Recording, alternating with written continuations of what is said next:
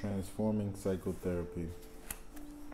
The Black Books and Liber Novice are of critical significance in grasping the emergence of Jung's new model of psychotherapy. In 1912, when he wrote Transformations and Symbols of Libido, he considered the presence of mythological fantasies, such as are present in the Black Books, to be the signs of a loosening of the phylogenetic layers of the unconscious and indicative of the schizophrenia. Through his self-exploration, self-experimentation, he radically revised this position. What he now considered critical was not the presence of any particular content, but the attitude of the individual toward it, and in particular whether an individual could accommodate such material in his or her worldview. This explains why he commented in his afterword to Liber Novice that to the superficial observer, the work would seem like madness, and could have become so if he had failed to contain and comprehend the experiences. In an entry of January 17, 1914, he presented a critique of contemporary psychiatry, highlighting the incapacity to differentiate religious experience or divine madness from psychopathology. If the content of a vision or fantasy has no diagnostic value, he held that it was nevertheless critical to view it carefully. Out of his experiences, he developed new conceptions of the aims and methods of psychotherapy. Since its inception through the rise of hypnotic and suggestive theories at the end of the 19th century, modern psychotherapy had been primarily concerned with the treatment of functional nervous disorders, or neuroses, as they came to be known. From the First World War onwards, Jung reformulated the practice of psychotherapy. No longer solely preoccupied with the treatment of psychopathology, it became a practice to enable a higher development of the individual through fostering the individuation process. This was to have far-reaching consequences not only for the development of analytical psychology, but for psychotherapy as a whole. Jung attempted to show that the processes described in the Black Books and Liber Novice were not unique, but that the ideas that he was developing were applicable to others. To study what his patients produced, he built up an extensive collections of their paintings. He could generally ask them to make copies of the work for him so that they would not have to part with their images. He was struck by the similarity between some of the motifs and imaginary and imagery of the active imaginations of his patients, which led him to consider that the conceptions that he had arrived at through studying his own material were relevant for them as well.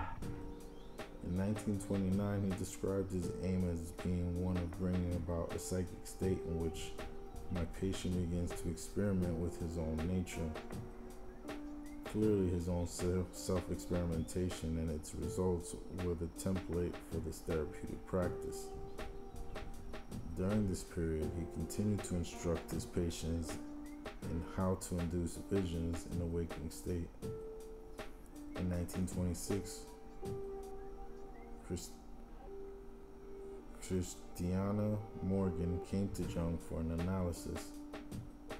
She had read psychological types and turned to him for assistance with her problems with relationships and with depression.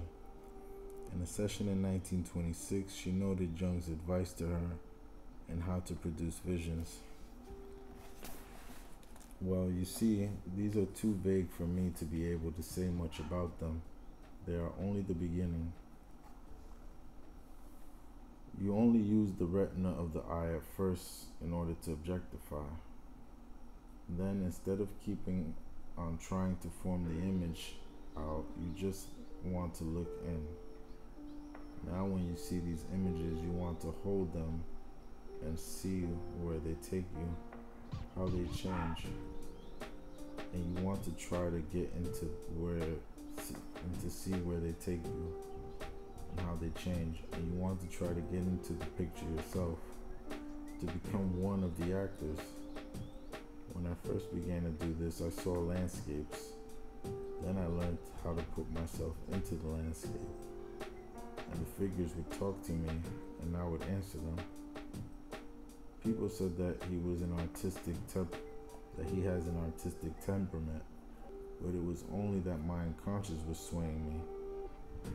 Now I learned to act as drama as well as the drama of the outer life, so nothing can hurt me now. I have written 1,000 pages of material from the unconscious, told the vision of a giant who turned into an egg. He described his own experiments in detail to his patients and told them to do as he had done. His role was one of supervising them and experimenting with their own stream of images. Jung went so far as to suggest that some of his patients prepare his or her own leaving novice.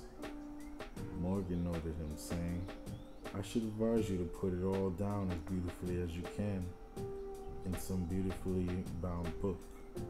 It will seem as if you were making the vision banal, but then you need to do that. Then you are freed from the powers of them. If you do that with these eyes, for instance, they will cease to draw you. You should never try to make the vision come again. Think of it in your imagination and try to paint it. Then, when these things are in some precious book, you can go to the book and turn over the pages, and for you it will be your church, your cathedral, the silent places of your spirit where you will find renewal. If anyone tells you that it is morbid or neurotic, and you listen to them, then you will lose your soul, for in that book is your soul." In a letter to J.A. Gilbert in 1929, he commented on his procedure.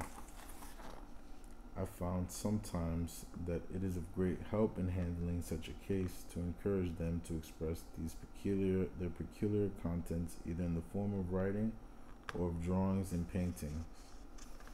There are so many incomprehensible intuitions in such cases, fantasy fragments that rise from the unconscious, for which there is almost no suitable language.